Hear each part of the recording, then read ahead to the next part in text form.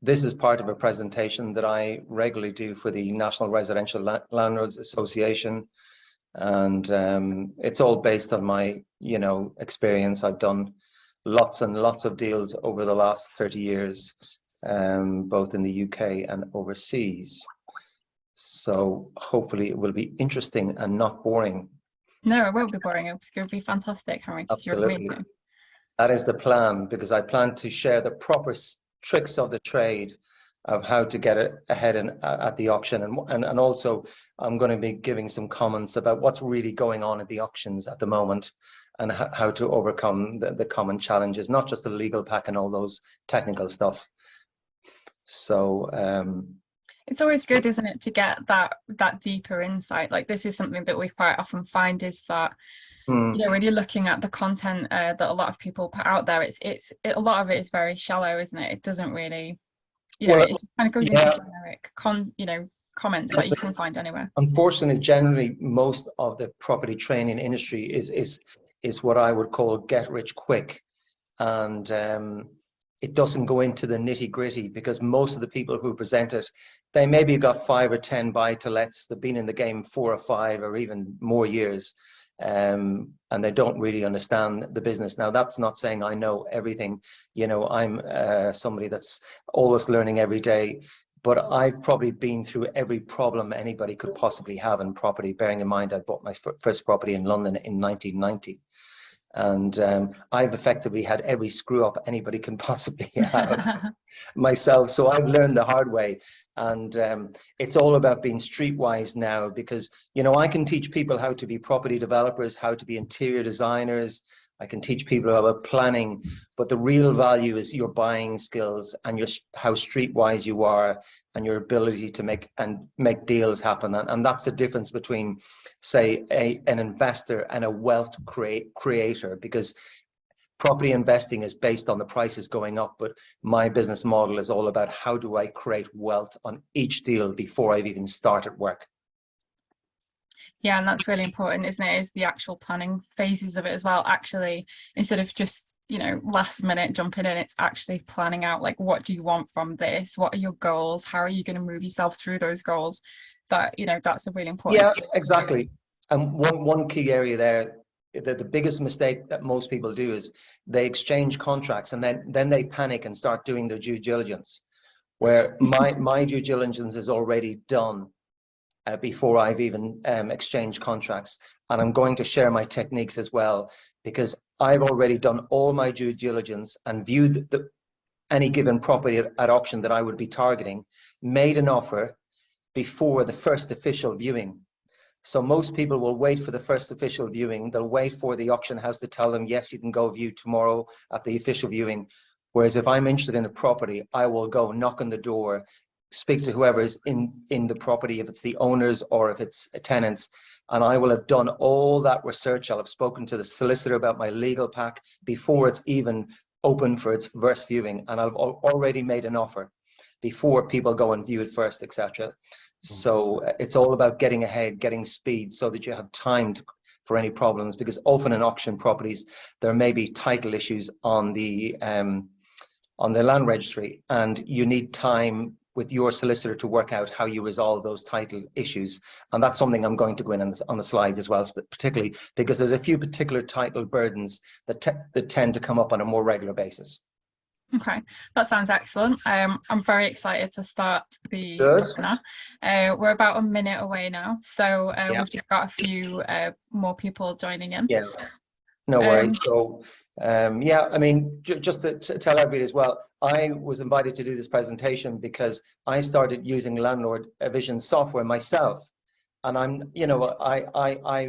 I find it very useful. And I'm not just saying that because I'm on the slides here today, talking to you guys. I find it a very useful piece of software for managing a property, and I'm a believer in the product, because it makes my life a lot easier. That's really good to hear. And I was totally going to mention that before we started. Good. So yeah, that's really good to hear. And please do check out Landlord Vision once we've finished the webinar. Yeah. We'll be in touch as well with an email following up, because we will be keeping the webinar up on our YouTube channel. So we'll be in touch just to let you know afterwards where you can find the video, just in case you want to watch it again. Great. So Great. I think we're about ready to start. So let me just say hello and welcome to everybody. So you've just heard us chatting away as we've been preparing for the webinar to start. My name is Kat, and I'm here to represent Landlord Vision, and I am joined by the immaculate and wonderful Henry Davis. Just a few little things before we start. At the bottom of the screen, you will see a chat feature. I have enabled this for all of you, so please do feel free to chat away with each other. It's a really great opportunity to make some contacts. So if you want to chat away amongst yourselves in that feature, then please do so. You'll also see at the bottom of the screen a Q&A section. If you have any questions for Henry, please do put them in the Q&A section. I'll be keeping an eye on that. And then at the end of the presentation, or even during the presentation, I'll put your questions to Henry. If we don't have time during the presentation, we will follow up with you afterwards. So over to Henry, who is an MBA and an expert in buying properties at auction, a published author, and just all-round prolific property expert. I'm going to mute myself so I don't have to sit here and smile and throughout the whole presentation. So I'm going to hand over to you, and yeah, we'll see you at the other side. Yes, good morning, everybody, and welcome to Tricks of the Trade, Buying at Auction. Kat, just make sure my slides are on the appropriate presentation view. I think they should be. Yeah, all looks good to me. Good. Okay. So yeah, good morning, everybody. My name is Henry Davis, and this is a presentation. Part of my slides are regular presentations that I do for the National Residential Landlords Association. So a bit about myself. I bought my first property in London in the early 90s. I studied public relations, management, and then I did a MBA from Smurfit Graduate School. So I started property developing first initially, and then I went on to property trading, which basically meant was I would go to other developers. This was in 2006, 2007, when the market was absolutely booming. And I would go to other developers and I would buy a block of apartments, exchange contracts at 5%, and then I would flip on those contracts individually, one by one, to an individual investors. And for me, that was a great business model because it meant I wasn't actually developing as such. I was trading, and it was probably the most lucrative model. I was based overseas at the time. The tax rate in Dublin was 12% against 30% here. So it was a really good business model. So I also present property refurbishment, plus I present the key to property investment on behalf of the NRLA. And I also do one-to-one mentoring services where I take people through on a one-to-one basis everything they need to do to get into property development or to succeed in property development. And final plug, I'm also the author of my book, which is listed there, The Truth About Property. I also do a bit of writing for the Times, and I do some other media work with the BBC and GB News, etc. So, guys, if you're ready, let's get straight in. So my strategy is based on creating wealth, you know, and how do you create wealth? What's the best way to do this? Well, the best way to do it is you've got to find deals where you can add value, where effectively you can do a refurbishment program, and the more derelict, the better. I also have a strong emphasis on due diligence and valuations. When it comes to actually fitting out the properties, then I'm always thinking about the moving parts. So how do we stop everything breaking from the fridge? And the answer to that is all about getting long warranty, but products at the right price. Because if we go for example, a Bosch washing machine, it's 800 quid. It's too expensive. But there are other ways of doing that. So I tend to buy derelict properties and reconfigure. So I get the best layouts and the maximum tenant retention. And that usually means HMOs. And we're going to go in the later slides about the planning options for HMOs. I'm also thinking about hedging because inevitably there's going to be downturns. So how have I hedged for today's market? So My hedging strategy this year is to get back into cash. So I sold one property just so that I could have a little bit more cash and a little bit of a more buffer for next year. Now, I don't know if there'll be a recession, nobody does, but at least I'm hedged in some way, and I'm not going to be stressed out if there is a big recession. So another example of hedging would be not having too much of the one type of property in the same area, for example. So I'm always looking for enough cash flows, ideally for a repayment mortgage. And the only way to do that is via HMO. But the problem with HMOs is they have to be in the right area. They have to be low tenant turnover. They have to be decent sized rooms. Otherwise you have high tenant turnover. And they have to be the right quality people so that, you know, the churn rate is low, the hassle is low. So for me, it's all about clarity of risk reward. So how I try and work out, how is this deal going to play out over 15 years? Now, before we get into any presentation of any slides, the most important thing, guys, to value any property, it's all about working out the yield. Now, there are various measures like return on equity, etc. But I find this is the most effective way of simply valuing or working out the valuation of a property. And I'm not going to go into it in much detail. There's the formula for anybody who's not aware of it. But the basic principles of all valuations come down to this yield. And obviously, the higher the yield, the better. Okay. So the type of things I'm asking myself when I see a property, sorry, my battery is going to go. Let me just put it in very quickly. Okay, so when I see a property, the first thing I'm thinking is who is going to be the ultimate occupier of that property. So if it's, you know, a buy to let, you know, how good a quality can I get? Because with all property development, you're always going to be in compromised areas, because the really good areas, the figures never add up. And the really bad areas, then the tenant profile might cause you a problem. If I'm selling a property, I'm going to be working out who's going to make the decision on the sale. For example, if I'm selling an owner-occupier property, I'm targeting maybe the lady of the house, but she has much influence on the decision. So I'm always working out how do I get the best layouts and reduce churn rate. So one of the biggest mistakes you'll find is, and you don't want to do this, we all know of the program Homes Under the Hammer. So here's the fundamental problem. What most people do is they go to the auction, they buy a property, they spend, say, 3-6 months refurbishing this property, and they end up with, say, a 6% or a 5% yield. Now, the problem with that is I could actually go buy a property already refurbished and done up for 5 or 6% yield. So effectively what's happening here is a lot of these people are not creating any value, and they're effectively working for 5 or 6 months. So you have to be very sure of your figures before you commit. And I'm going to show you the best way to be sure of your figures based on the fact that most of you will be buying property with a view of refurbishing properties. The other thing is, can you accurately value a property? I mean, this is the trick, and this is something I'm going to show you some tips on, because if you can't accurately value a property, how do you know if you've got a good deal? And your ability to do your due diligence is important, and you have to learn due diligence.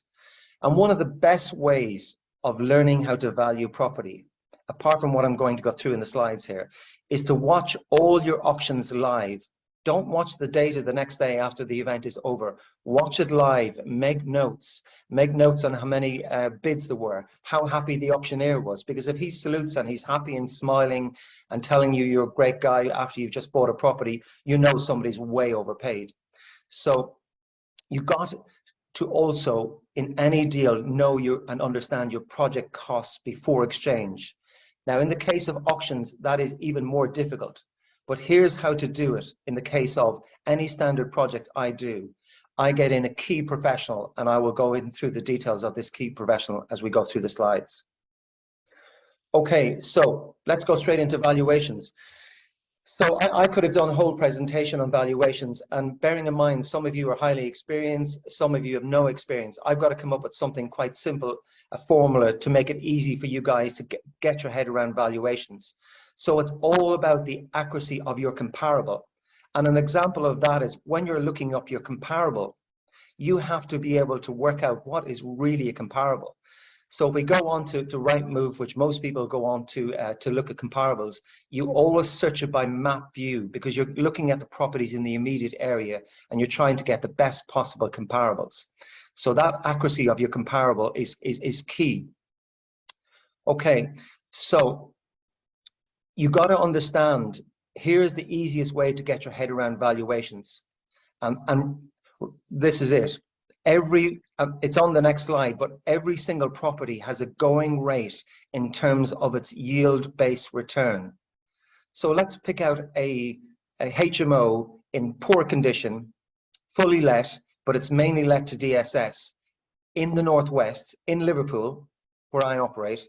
That would sell at 14 to 16% yield. But that would be the headline yield. And the problem is, guys, you will never get that actual return because you will have so many problems with that property. You will have really high tenant turnover. You will have issues with potentially removing tenants, bad tenants, etc. So you could end up with actually a yield of 8%, which is completely counterproductive because you might as well buy a property in a different area. So this is all about working out the deal, how it pans out through the life of the deal. Okay, so let's go back to the slides. When you're valuing, get the right comparables, understand that there is a going rate, because if you understand the going rate, a new build apartment in a city centre location in the Northwest at the moment, they go for about 4% yield. So every time you're viewing your auction properties, use my formula to work out the yield return on every property to learn how to value. And if you don't know what it would have rented for, assuming it was empty, then just look it up in Rightmove or make an estimate. For a HMO, you also have to work out the price per room because it gives you a guide on the price per room. In terms of HMOs, it has to be valued on the cash flows and the going rate. Something with development potential, they can give unusual valuation and they are difficult to value. But here's a tip for everybody. Remember, even in booming areas like Liverpool, for example, every area has a buyer's and a seller's market. So at the moment, Liverpool is absolutely booming, but there are still postcodes where it's still a buyer's market. An example of that would be L4, parts of most of L20, L11, parts of L10, etc. And this is where the buyer still has the leverage. And that's mainly based because they are very deprived areas, and unfortunately there's a high percentage of DSS, etc. So remember, even if you're in a general area, you will find buyer's market inside specific areas. And remember, in terms of valuing any property, generally speaking, if you can work out the price per square foot, and that's how all new build apartments are sold. And if you look at your sales listing on Rightmove, on commercial Rightmove, you'll see a price per square foot mentioned. And sometimes if I'm buying a property, let's say it's a residential property, it won't have listed the actual square foot size. So what I would do then is I would go on the planning portal, the local planning portal, and I would see if there's any planning history. Because sometimes there's actual planning history which shows an application for planning, and it will give you the floor plans, which you can then work out the size. So for the purposes of valuing property, I've tried to keep it really, really simple for you guys. Otherwise, I could spend all day talking about valuations. So let's summarize again. You've got to have your comparables right. They've got to be very, very accurate. You've got to understand that each product type has a going rate. And if we look at that slide, you know, they're like going rates in the Northwest in an average area. They'll probably come down, but that's roughly how it is. So if you can think each product type has a going rate. So the next time you're looking at a HMO, for example, you've got to think to yourself, well, a HMO should value to at least 10 to 12% in, this is, for example, this would be in Liverpool. If a HMO is selling for under that, then it's often overpriced because there has to be a margin gap between a HMO and a single let. There has to be a margin of 2 or 3 points. Okay, so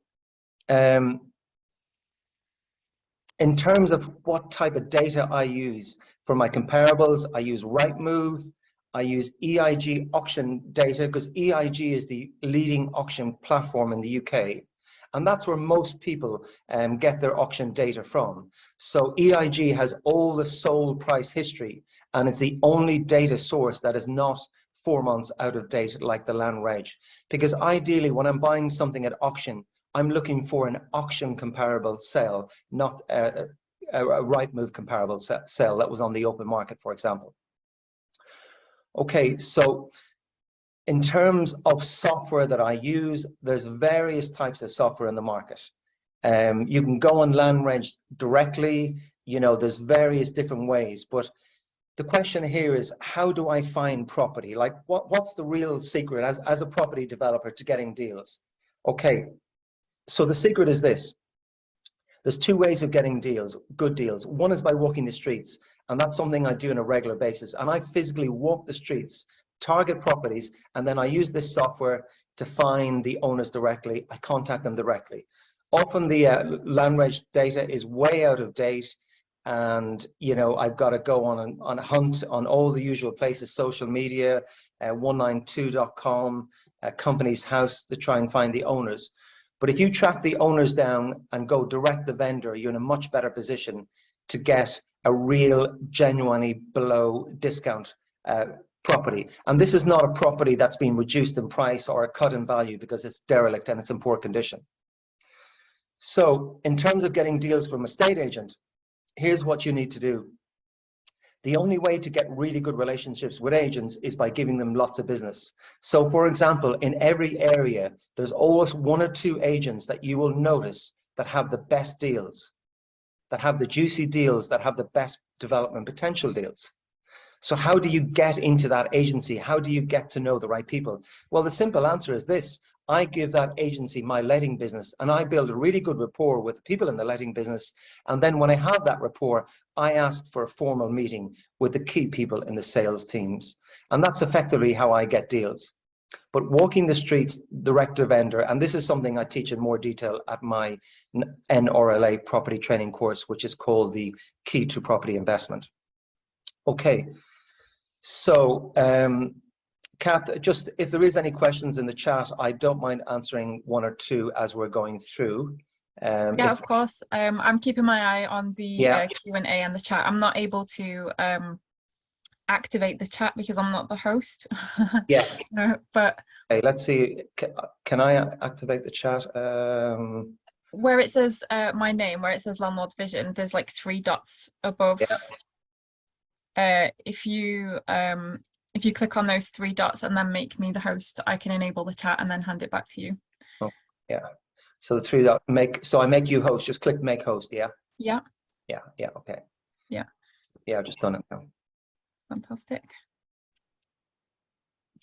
So yeah, if anybody has questions, there'll be a question and answer session, everybody, at the end. And on top of that as well, as part of this webinar, I am offering my services for anybody who needs a general help with any problem over the next hour. So after this event, I will be available for 1 hour. And you can ring me on my mobile number, which is going to be listed on the very last slide. Okay. So if anybody has any quick questions now, I can answer them. But if not, no worries. I will answer questions at the end anyway. The reason I do this because I just want to break it up a bit rather than just me waffling on for ages without breaking it up. Sorry, I've made you the host again and it's still not enabled the chat, sorry.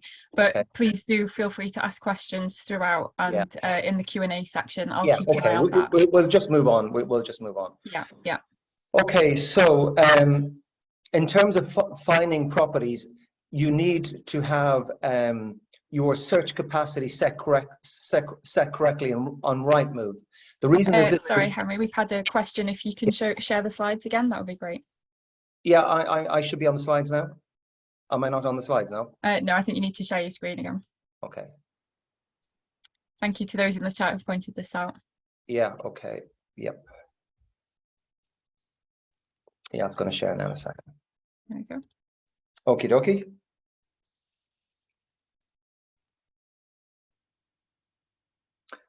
Okay. Yeah, that's great. We can see the slides now. Thank you. Yeah, okay, doke.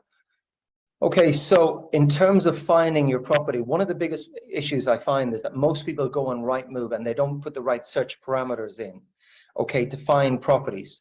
So I'm not going to go into too much detail. I'm going to show you one slide. So on this slide now, when you're searching your parameters, you need to just search detached, semi-detached, and terraced. And the reason for that is otherwise you're going to get loads of apartments for sale, and then you'll just get fed up as you're getting the wrong information. Now, Rightmove about a year and a half ago launched this new feature where you can search it by keyword. So on the search page, you'll find up at the top a section where you can search by keyword. So the keyword that you need to enter is the following. This is the main one. And this will be a game changer for you because this is the words that most estate agents use. So the keyword is called in need of modernization. They are the keywords that, because when estate agents go to estate agency college, that's the words that they are taught to explain a property that needs work, etc. So on the keyword section, you need to put in need of modernization. Okay, so this is just some software I use, and it's all about getting your data right, because I'm trying to help you to value property. How do you more accurately value property? Well, you watch all the live auctions, number one. Number two, you think of the going rates. And number three, you get your property alerts correct on Rightmove. So on that slide, that is also my alerts. So everything in my target area that's in that category will come up. And they're the properties most likely to be suitable for development potential. On top of that, if you add more and more rooms, you get bigger properties. So I tend to add like 6, 7, 8 rooms because I know that will give me bigger properties. Okay, in terms of research, the most accurate in terms of house price data is the RICS do a regular monthly survey.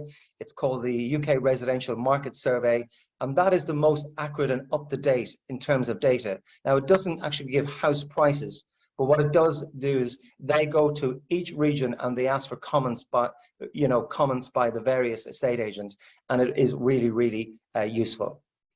Okay, in terms of data. So guys, that's just a brief description of some due diligence I do. I mean, it's just very, very small. Unfortunately, I can't include everything because of the time, but that will just give you some idea of what type of detail you need to get into. Okay, so we're going to move on to the fundamental problem when you buy a property.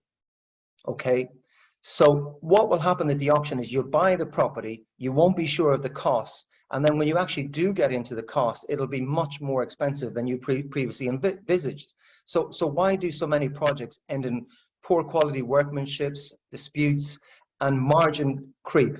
So margin creep is where the job turns out to be a lot more than you expected. The builder then plays this game of saying, oh, this is a lot of hassle for us, and we didn't know all this extra work.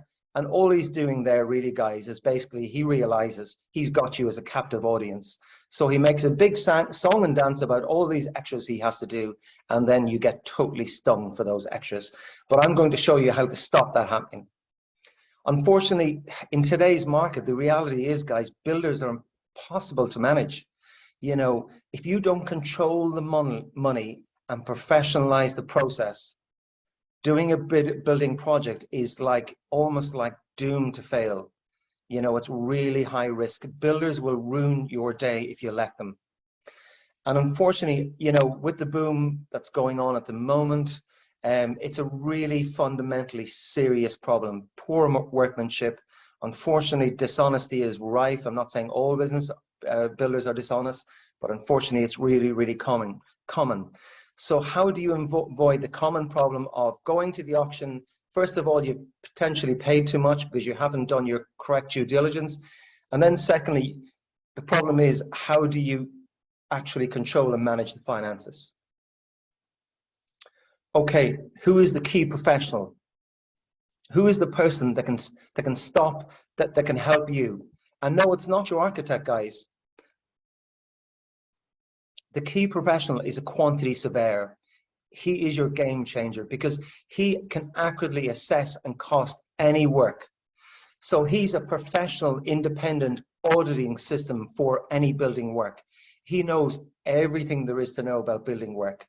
And honestly, guys, it's the best education you could possibly get by just employing a quantity surveyor. So he will mark out the scope of the job so that there will be no scope creep. He will go through it in detail, every part of the building, and he will write it all down in a spreadsheet and cost it all out. He will also advise you on the best type of materials and often advise you on a better way of doing stuff. Sometimes I've had situations where we put a stairs in a certain area and the quantity surveyor has said to me, no, I think we can improve this, or we can put in a different stairs at a different angle. So over the years, quantity surveyors have been invaluable for me. So the other key thing is this: it's all about controlling the money, okay? So he basically values each invoice you get from your builder. And I'm going to go through this now in the next slides.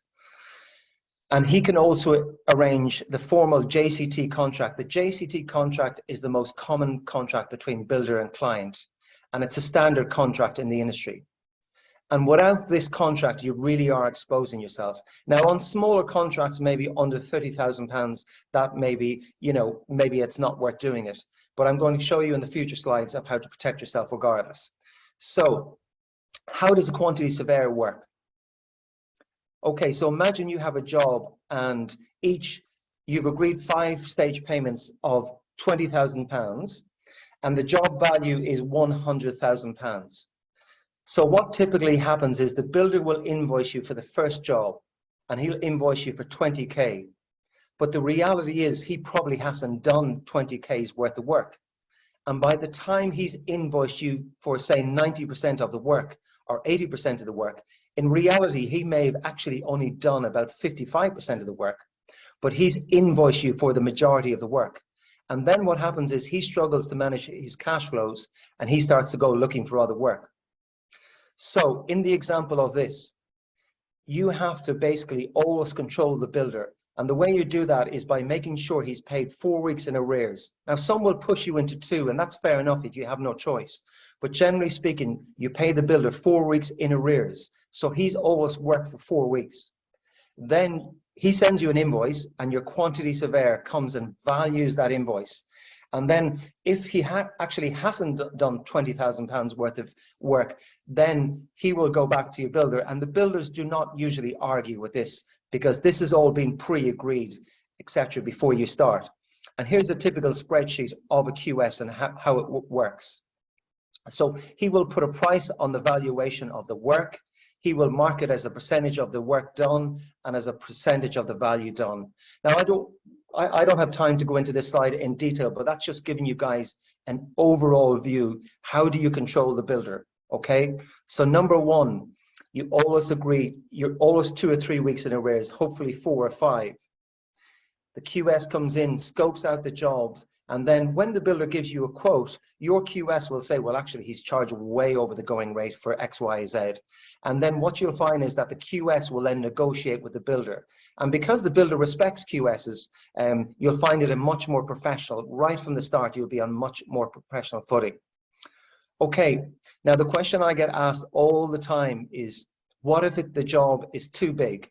Or sorry, too small, say under 30K normally, and you can't afford to employ a quantity surveyor, or you don't want to employ a quantity surveyor, it's just not worth it. So the only way to control builder is to get anything in writing, and it's got to describe exactly the detail of the job. Now, what will tend to happen is there'll be extra work, there'll be variations. So let's say you get your builder, he started work, he's given you a price, it turns out there's extras. Then any extras you need to negotiate with him on the day during that job. And then what I will usually say to him is, listen, yeah, we've agreed that, that's fine. I'm going to send you a text message confirming that. And the reason I'm doing that, because I know a builder won't reply to an email. The only time you'll ever get an email from a small builder is when they're looking for money and they have no choice but to send you an email. So this is just a small way of having something in writing.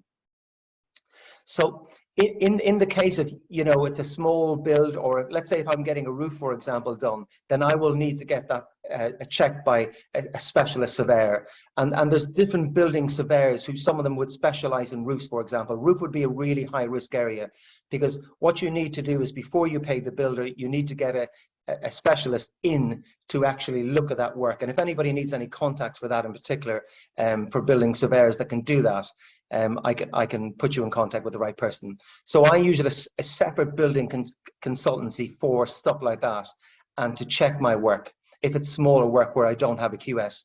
Now you can also get a QS to be your project management, manager, but you know, sometimes I do, sometimes I don't.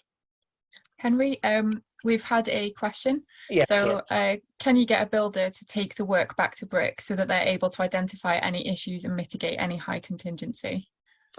Well, you see, you can't really, the builder will want to give you a quote for the job. Most of them will not go back to brick.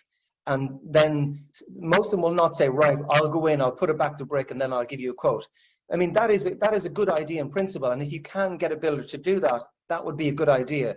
But I would still want my quantity surveyor to go in and survey the job, because even if you get it back to brick, you don't know what other structural work there will be, how good a condition that it'll be. And you always need an independent person who's a proper professional to verify that anything the builder has told you, because builders always work to their own agenda. All they're interested in doing is getting as much money out of you for as little work as possible. And unfortunately, a lot of them, just the quality of the work is also poor as well. So when it comes to your small builder, you really need to protect yourself. Another key problem is this, and this is for bigger jobs as well. And I've just finished this job here on the slide. This was an old pub, high risk job, really high risk, lots of structural work, etc. And the reason I say high risk is because even if a builder signs a JCT contract, what you'll find is they'll sign it in a contract of a company. The company that signs a contract will, generally speaking, have no assets. So if there is any legal disputes, good luck with that one. You can go to court, you can win it, but you'll find the builder will sign it in a company with no assets. And if you ask them and say, well, I'm not signing that, they'll say, tough cheese, take it or leave it. And that's the reality of today's market. And the reason I'm drawing your attention to this side is this was high risk, because no matter how many QSs I had in, no matter how many surveyors, structural engineers, in this case I had 3, I could never really be sure how it would all pan out once we started knocking down part of this, because we had to knock down the front elevation from the first floor up. So how did I protect myself here? The obvious one was I got a JCT contract. The next one, I got a bigger builder who's used to dealing with big projects. This was not his first type of project. It had to be somebody that has a lot of experience with complex projects. And in fact, this was a small project for him. So, but the key area to protect yourself would be that he was not paid anything for the first 4 weeks. Now, in the case of this builder, obviously it depends on your trust, but in an ideal world, especially if it's somebody you haven't dealt with before, the builder will often say to you, well, I need materials for, you know, to start off, I need some money. So let's say if somebody says to you they need 2 grand, well, if they can't afford 2 grand from their own budget, like, that doesn't say a lot about them. But in the case of this, let's say there's certain materials and I've agreed to say, right, okay, that's fair enough, you need the materials. Then if it's somebody I haven't dealt with, I will then basically say, I will pay for those materials, I will have those delivered. And at least that way, if there's any disputes, then, or if the builder disappears, etc., you own all the materials. Okay, so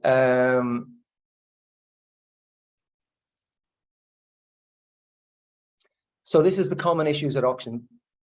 Buying too much, your due diligence is incorrect, and you're not reading the legal pack correctly. So you don't have to be a legal expert to read the legal pack.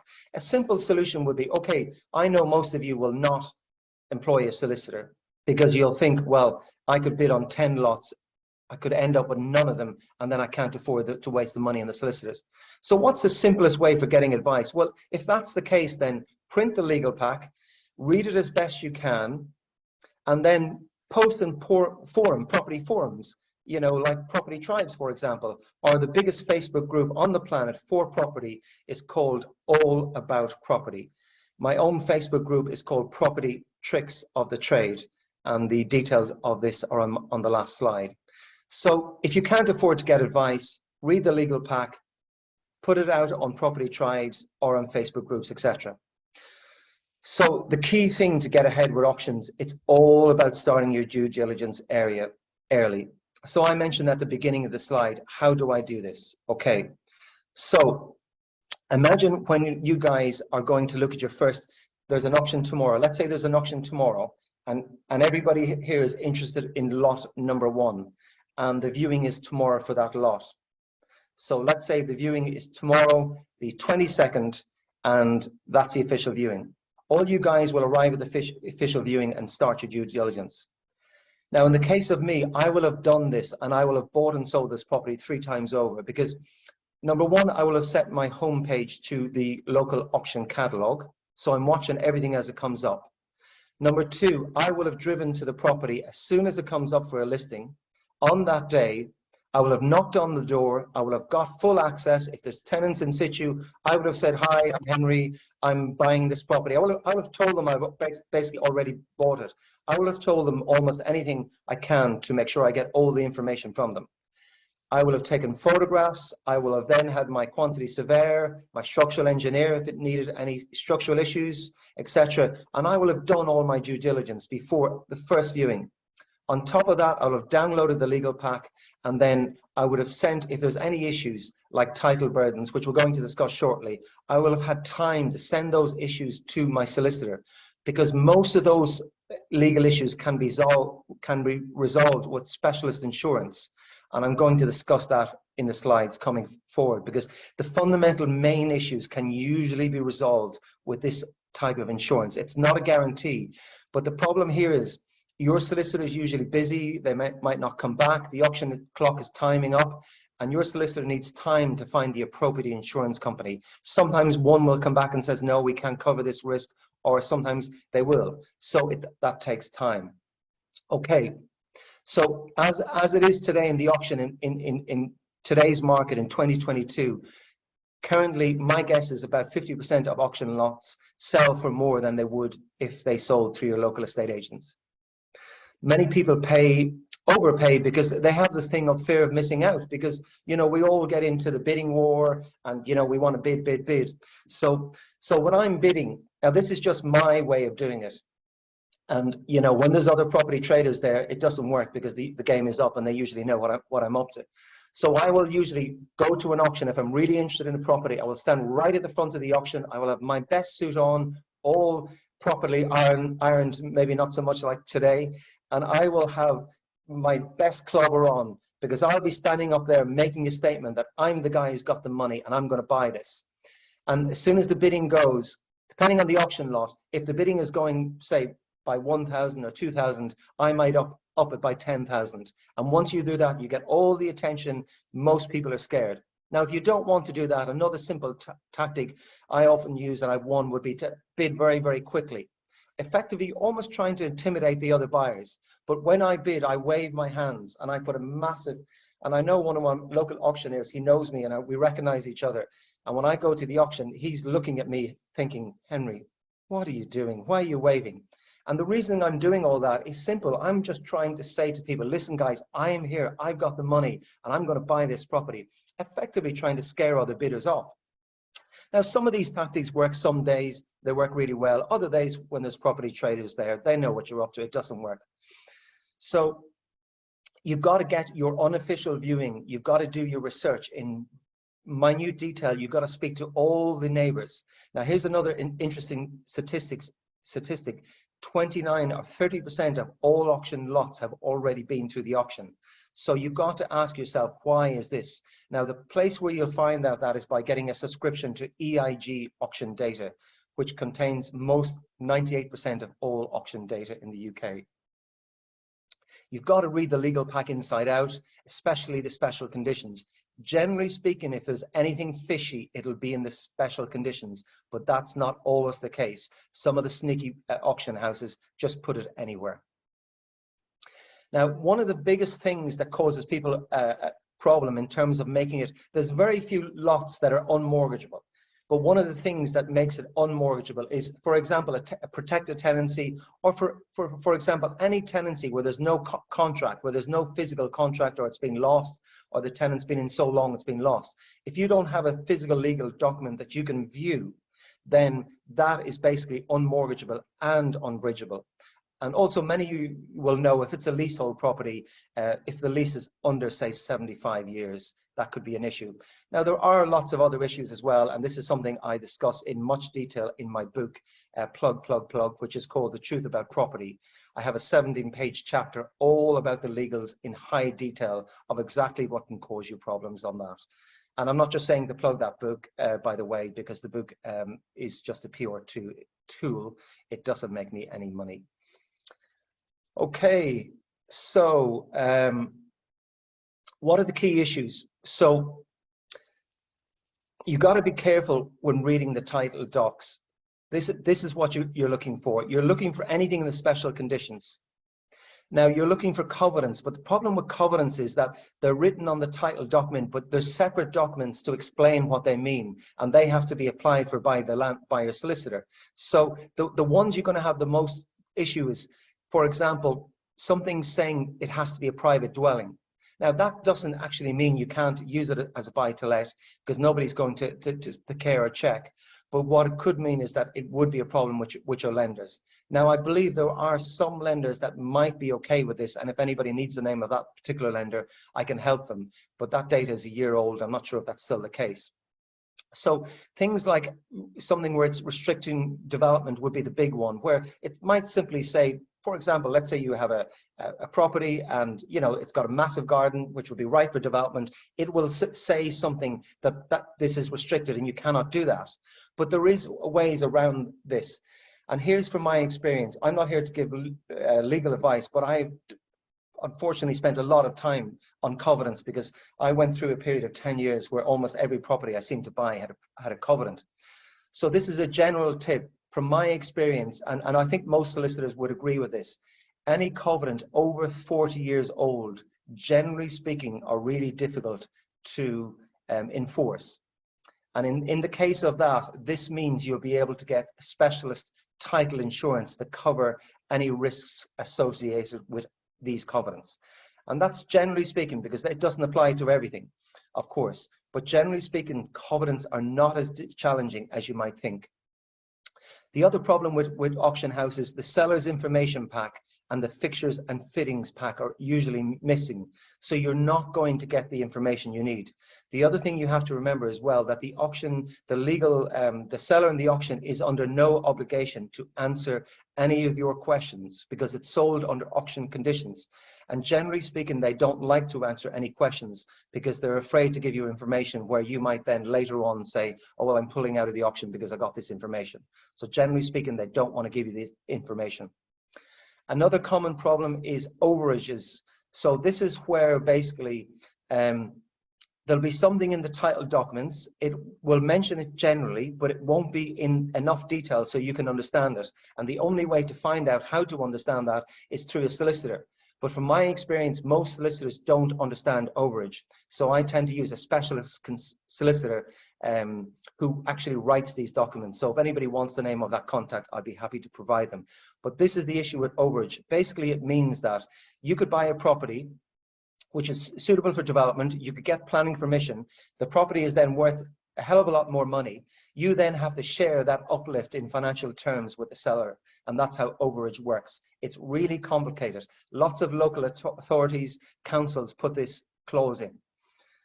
Another issue is, the most common issue is that when you buy a leasehold, you are liable for the previous service charges, etc. If there's any disputes, you are personally liable for that. That goes with you, the new owner. And another simple issue is this.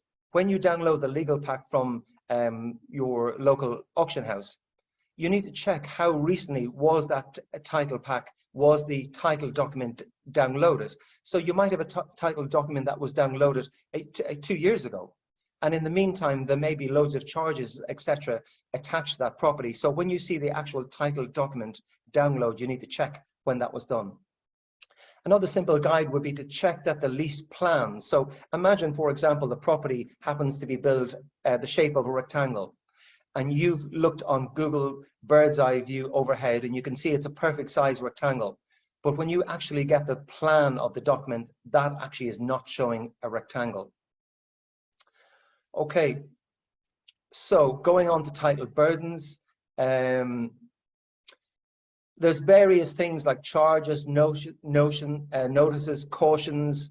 There might be notices from your local council, for example, restrictions. So there's various unilateral or agreed notices.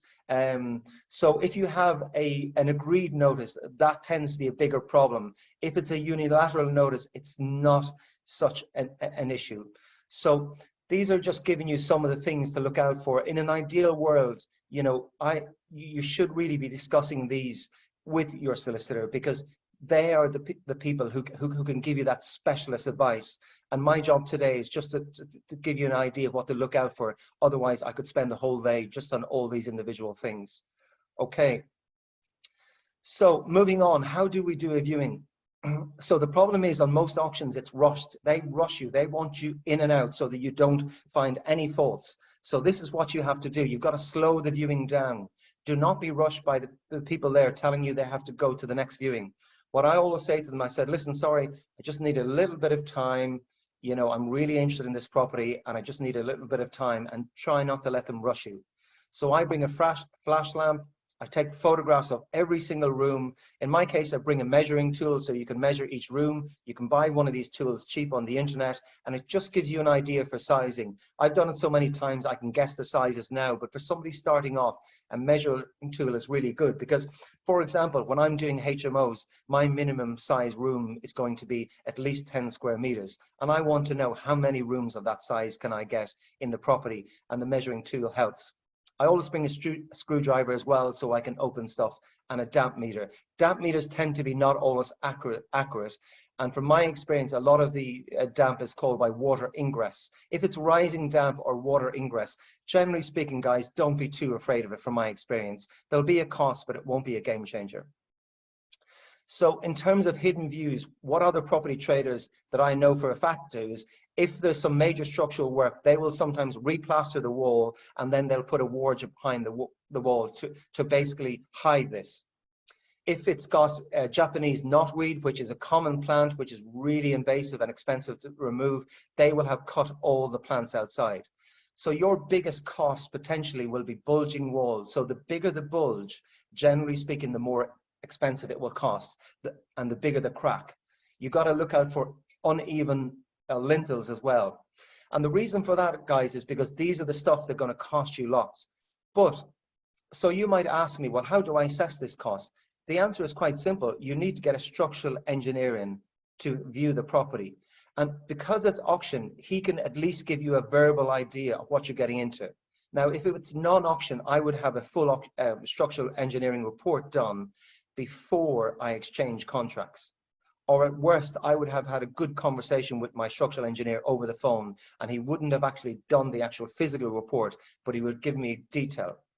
And that's the difference between an amateur and a professional, is getting those professionals in early, the QS and the structural engineer. And if anybody needs contacts with QSs or structural engineers who are based in the Northwest, I'd be happy to give you details. So you need to check the roof, because the roof is often the most expensive thing to fix. You need to check for photograph. You need to take photographs which can be blown up later on your PC, because obviously, guys, the roof is one of the most expensive things to replace. So you're looking at things that are going to cost you the most. And when I go to auction viewings, I watch in fascination how everybody runs into the property, rolls all around the property, and only the professionals and the ones who know what they're really doing, they are the ones who stand outside. They go around the back and they check the roof, because the roof is a game changer in terms of your costs. We've got a question, Henry. Yeah, sure, yeah. When buying at auction, is it worth bringing a builder for an initial viewing, or could the buyer make assessments? Does it have to be a structural engineer? It's better if you have both. But if it's got structural engineers, you really need a structural engineer, because he's going to give you professional advice that a builder cannot. So in an ideal world, I would have my quantity surveyor, my builder, and my structural engineer. But if it's got serious structural issues, your structural engineer would be key in terms of before you exchange contracts. Okay, guys, so we're basically in the last 5 to 10 minutes of this presentation. I'm going to finish on in terms of doing actual viewings. And then I'm going to discuss permitted development, etc. And I'm going to show you some lots specifically that I've, some properties that I've bought over the years, and the ones that have been the most lucrative in terms of development potential, and the ones that have been easiest in terms of going through planning, etc. And I've tried to just keep it quite simple and basic rather than going through the whole planning system. And another question I get asked lots of time, people and developers and friends of mine complain, oh, the planning system is terrible, it's really hard to navigate. Well, actually, the planning system suits me absolutely perfectly, because the more difficult to navigate it is, and the more complex, once you get your head around the system and have your appropriate planning consultant, which I work very closely with, and I've just had a meeting this morning on a site with, then once you can navigate your way through the planning system, then you're in a position to add value. If the planning system was really easy, then there would be no uplift on any planning game, and anybody could do it. We've got another question, Henry, sorry. Sure, yeah. Are mine shafts a serious issue? They are a serious issue, and I haven't personally dealt with them, but you'd have issues in terms of mortgaging that property. You could have potential issues in terms of insuring that property as well. And a lot of properties end up in the auction which have mine shafts, and they've been deliberately put there because they know loads of people will buy those property without having correctly done due diligence or read the legal pack in detail. So, okay, guys, we're coming towards the end. So I'm going to discuss permitted development, and the reason for this is because it's the simplest way to add value. So as a house is classified as C3, so your easiest gain without too much stress in terms of the return you get is a house classified as C3. This can be converted into a 6-bed HMO with no formal planning application. That then becomes a C4. Now, this is provided that it's not in what's called an Article 4 area. And an Article 4 area doesn't mean this is banned. It just means you have to apply for a formal planning application, and you can't just do it. So how does this work in practice? You can convert a 6-bed HMO into 6 rooms. Once it gets over 6 rooms, you do have to make a planning application. So if we look at the bottom of that slide, for example, typically you could have a terraced house, you could have 1 or 2 extensions, depending on the size of the house. So typically, let's say it's a smallish terraced house, it would have been previously a 3-bed house. So a 3-bed house, you would have on the ground floor, you would have a kitchen extension, and where you had the living room, that would then become a bedroom. So ground floor, you have 1 bedroom, and then your kitchen gets extended. So then in the first floor, you would typically have had 2 rooms, maybe 3. You would reconfigure those 3 rooms so they're all the same size, and then you would have a main bathroom in the middle of that. Now, the main bathroom would be a lot smaller than the original bathroom in order to make the sizes, etc. And then you look up at the attic. So you're now in 4 rooms already. You have 1 on the ground. You have 3 on the first floor. So in the attic, you would previously had no rooms. You now put an extension, which is effectively a box in the attic, and then you will fit 2 rooms in the attic. So you're now gone to 6 rooms. You've added a hell of a lot of value, and you have a really strong rental income. And you should be getting above market rates in terms of your yield-based return. So, and remember, when it comes to valuing property, let's go back. Everything has a going rate. Remember, every single product type has a going rate. So a HMO in Liverpool area, they're selling at the moment between 10 and 12%. So that's roughly what the property is worth. So in terms of you do your due diligence, your building work, you have to work out, if I do all that work, is it going to be just worth 12%, which I can buy one for that anyway on the open market without doing anything? You need to work out, do you actually have a margin? And on bigger projects, in terms of assessing bigger projects, let's say it's a bigger project and I'm not quite sure myself how many apartments I can fit into a building, then what I simply do is I get my architect and my QS to do a feasibility study. So the architect will go in and he will measure up and he will come back and say, listen, Henry, I think we can get 4 flats on each floor, and this floor, it's big enough for these flats, and this is what I think we can get in. And that's just generally how you do your feasibility study. With smaller buildings, I can guess it myself, and if I'm not sure, I'll discuss it with my architect or QS. But you have to get your head around the whole project before you exchange contracts.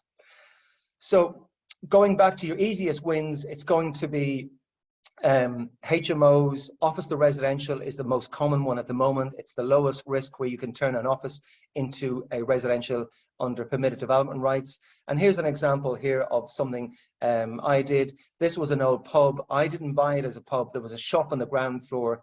So we had a change of use for the ground floor into residential, and it wasn't a full formal planning application. So that went from a 6-bed HMO with a shop on the ground floor to a 12-bed HMO. So there's 2 6-bed HMOs in the case of that. So obviously, if you can imagine, the income was dramatically increased, and we didn't have to go through a full planning permission. This was another one. It was if you look at the picture, the grey picture, that's the finished product, but this was obviously in very, very poor condition. And what we did, again, change of use, and a 5-bed HMO on the upper floors. So there's various different options.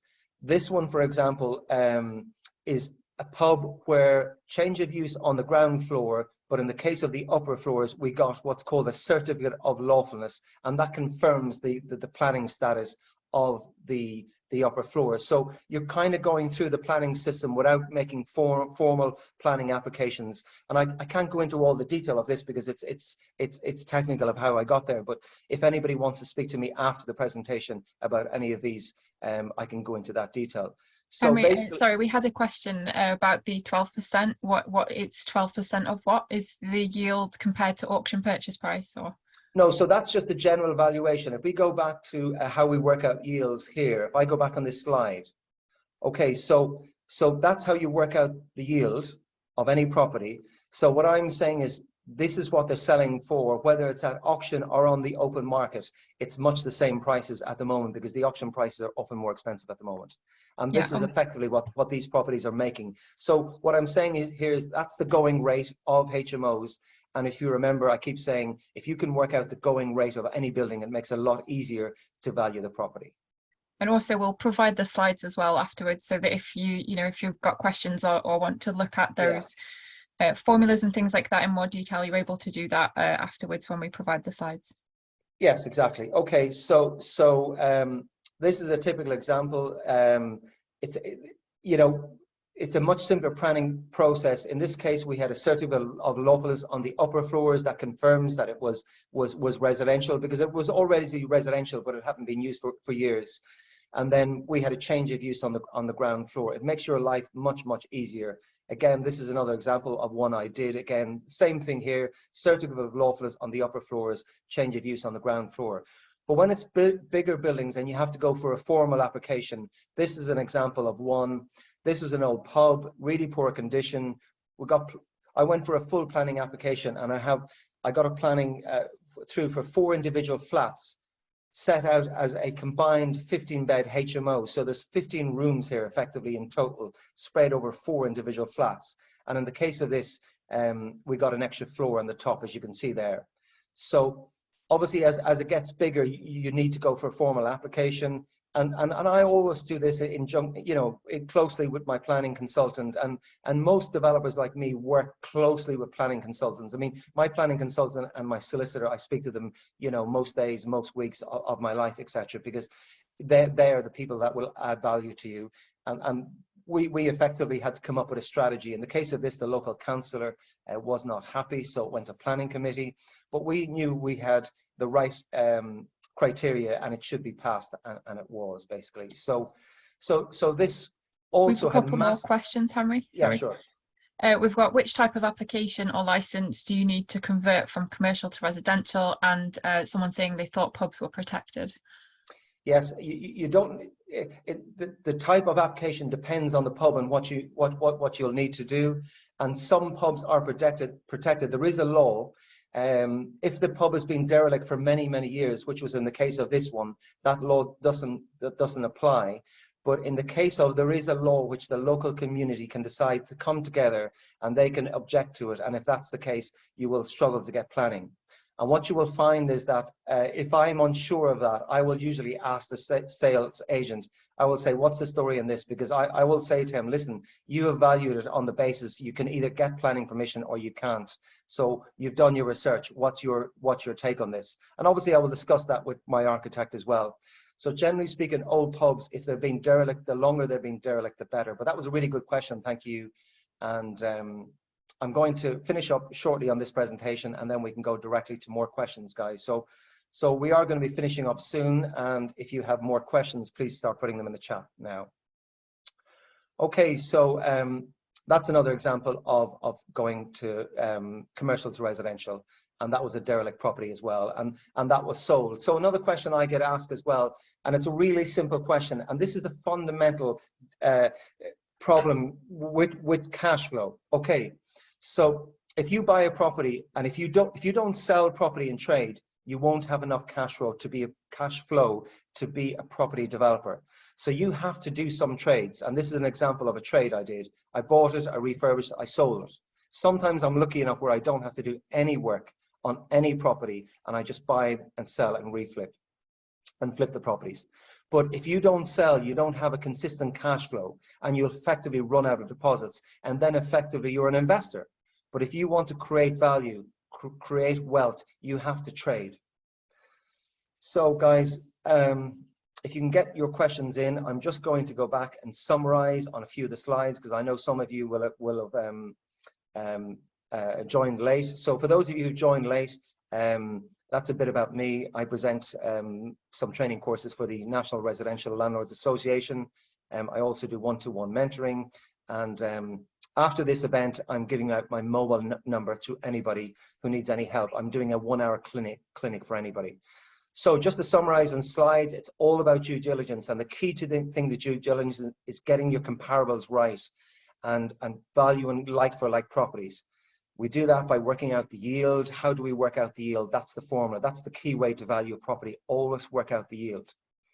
In terms of, you got to make sure you're adding value and you're not working for nothing, like unfortunately most of the contestants in Homes Under the Hammer do. Contestants is probably the wrong word. I can't think of the word, but we'll call them contestants. So, it's all about being accurate and getting a really good price evaluation. How do you do that? You look at the going rate. These are the going rates that the properties are selling for. In terms of getting information from Rightmove, you've got to be searching the right type of properties. You've got to be setting daily alerts so that you're getting to see all the properties that are coming up in the market. And I use various software tools to help me find properties, to give all the information, like, the ownership of the property, the history of the planning applications. This is Land Insight, but there's ProMap, there's Nimbus Map. They're all much the same. They're all very good. So in terms of getting data, that's one of the key places I get data. It's a really accurate, up to date in terms of the property market. And then we discuss about how do you control projects, how do you make sure there's no scope creep, how do you stop your builder, how do you keep control of projects. And remember, we discuss it's all about the money. It's all about the money. And who is the person who can help you control the money? That's the quantity surveyor. And what's the key area to focus on here? Make sure that you always pay in arrears so that the builder is always done at least 3 to 4 weeks worth of work. Okay, so just finishing up. Yeah, we've got a bunch of questions. Okay, so we'll go straight to the questions. Yeah, okay, go ahead. Cool. So we've got 4 flat 15-bed HMO. Does that mean that you can avoid sui generis application? Say again? 4-bed 15 flat HMO. Does that mean you can avoid the sui generis application? Well, in Liverpool, it's not a licensable HMO. It is still a HMO in terms of building regs. So it means you don't have to apply for a license. You can run it as a HMO, but I don't know the answer to that because it'll depend on your local area. Okay. We are in the process of purchasing an HMO that has been an HMO since 2009. Do I need to apply for a certificate of lawfulness rather than planning permission? We live in an Article 4 area. That's a really, really, really good question and very pertinent. The answer is yes, definitely. And what you'll find is when you're remortgaging or mortgaging the property, you may have an issue with your lender. and some lenders are asking for this certificate of lawfulness. But I would have no direct contact with any council authority whatsoever, because you can get either a complete job's worth that wants to make your life a misery, or you can get the most unhelpful person in the world. And what councils sometimes do is give you wrong advice, because they want to give you the advice that they want to give you. So asking your local council for planning advice is like marking your own homework. So any approach to any official source in terms of planning, you will have to do it through a planning consultant who will advise you. So you may have issues in terms of the certificate of lawfulness, and that's something anybody who owns HMOs is going through at the moment. Okay. You have so many professionals involved. Do you have any preferred order in terms of engaging them on a buy? Yeah, so what happens in practice, as soon as I've verbally agreed the deal, it's a race for me to get all my professionals to do all the work before exchange of contracts. So the very first person I would call would be probably my planning consultant, and then my QS. So my QS will have done a viewing and done his work well before exchange, so that we have an understanding of the building costs. And then the QS will say to me, he'll say something like, Henry, there's major structural here. This is not something minor. And then I'll get the structural engineer in, and he'll give me an assessment. And because I've done it many times, in my case, I just go on a verbal assessment from him usually. But if he's providing any, like for example, if we're putting a piece of steel in, he has to give you the official drawings for that, so that your builder, you know, is putting in the appropriate type of steel and doing it the correct way. Someone's asked, will the slides be emailed to us? Yes, following the webinar, we will email out a link to where the video will be put on YouTube afterwards, and we'll also email out slides. Also, just before I move on to the next few questions, if you have any follow-up questions about this, or if there are any other topics you'd like to see us cover in a webinar, please email marketing@landlordvision.co.uk, and we'll be happy to read those and work on various other topics as well. Another one for you, Henry, do you need different entities to do trading and holding of companies? Application of bank accounts for new company takes a lot of time, months. Any tricks to shorten the process? Yeah, well, I haven't used Sterling Bank, but I hear they're really quick in terms of opening up bank accounts. I've heard Monzo really quick. I haven't personally used them. I've used Metro Bank recently, and I found them pretty good. In terms of investment, the answer is yes, you probably will need different companies. Now, I can't give you the specific tax advice, but I know most developers have separate companies for investment and for development, but that's assuming that you're doing quite a lot of business. Lots of people ask me, you know, should it be a limited company or should it be in my own name? The answer to that depends on how much money you're making. So if you're making quite a lot of money, you can afford to pay the tax in a limited company, and then it goes to your personal account, you pay the tax twice effectively. So generally speaking, the more profit you make, but that is a specific question that you would have to discuss, you know, with an accountant, and I wouldn't be qualified to answer that in terms of an accountant, you know. Okay. What is the best way to find out if the local area is in a restrictive location? Article 4. The only way to find out is by emailing the planning department and getting it in writing from them. And I've had to do that on a few times with lenders who told me my property was in an Article 4 area. I argued with them it's not, and I had to get proof. Okay, and the last question, what is the best way to build a team for planning consultant, quantity surveyor, and builder recommendations? Well, I've had problems building teams over the years because, you know, people come and go. I used to be very loyal to all people around me, but I realized that if somebody doesn't really want your business and they're not providing good service, then you just have to keep moving on. So in my case, I've just kept moving on until I found people that I gelled with, that I can tell want my business, rather than be stuck in a rut with people that don't want your money effectively. The key person there is also your solicitor, because if you get a good solicitor, they have time to reply to your emails. They're not stressed out. Unfortunately, the only way to get a good solicitor is by paying an arm and a leg and more. Any good solicitors are quite expensive, and they're perhaps double the going rate. But for that, you will have an easy life. So if there's one area I could advise you to spend on, it's a solicitor. In terms of planning consultants, architects, the best way to get an architect is to go on your local planning portal and see the work that they've actually done through their planning applications and make your own judgments in terms of the quality of their work.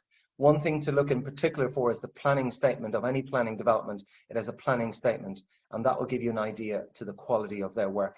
In terms of quantity surveyors, word them out, go on the internet, etc. There is another a company that's really good. It's a search engine. It's really good for all the professionals. I can't think of the name off the top of my head. I've just started using it.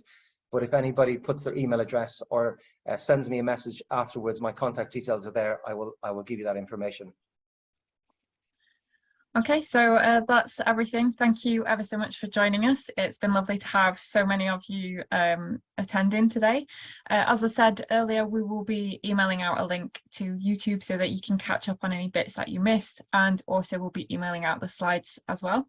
If you'd like to see any further webinars from us, or there are specific topics you'd like us to cover, please do email marketing@landlordvision.co.uk, and also check out the software. Be remiss not to mention that for one last time. So Landlord Vision is an all-in-one property management software. Henry uses it to manage his developments and his properties, and it's an excellent piece of software, even if we do say so ourselves. There are free webinars and demos around the software if you're interested in how it can help you. And yes, thank you very much for joining us, Henry. Can I just doing say, a special clinic afterwards? Yeah, sorry to interrupt. Can I just remind everybody that my mobile number is on screen there. So if anybody has any problems, etc., you can contact me for the next hour. That is my correct number. Sorry about that. Sorry to interrupt you, Kat, as well. And thank you, everybody, for listening to me, by the way. It's been an absolute pleasure. Sorry I've had to go through so fast. And some of the stuff I can't get into much detail. And it's very difficult to judge it for me because some of you are highly experienced, some not so experienced. So I hope I pitch it somewhere in the middle. And thank you for listening to me. Yeah, and thank you ever so much to those who are saying thank you in the questions as well. That's lovely. Okay, that's everything. Thanks for joining us, Henry. Thank you, everybody else, for joining us, and we'll see you again soon. Bye. Bye.